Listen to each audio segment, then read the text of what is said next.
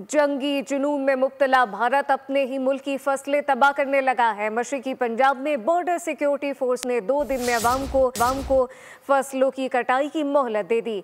BSF की जानिब से ऐलान किया गया कि 2 दिन के अंदर फसलें काट ली जाएं। मजीद क्या तफसीलात हैं, सलमान अवाम से जानते हैं। जी सलमान।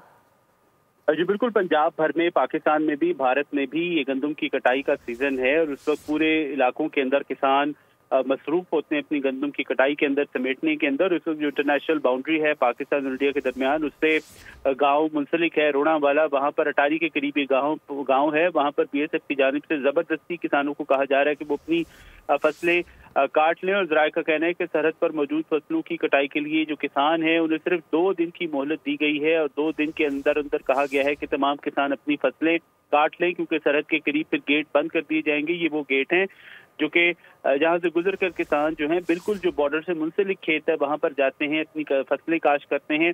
तो इन ऐलानात से वाज़ेह होता है कि मोदी सरकार जो है एक जंगी जुनून के अंदर मुब्तला है और माहिरीन का कहना है कि अगर भारत ने रिवायती जंग का आगाज किया तो भारत भी महफूज नहीं रहेगा। बिल्कुल उसी तरह से 2019 में के आगाज जो है इस तमाम तर सिचुएशन का भारत ने किया था, फिर इख्तिताम पाकिस्तान ने ऑपरेशन स्विफ्ट रिटॉर्ट की शक्ल में किया। जी सलमान अवान, बहुत शुक्रिया।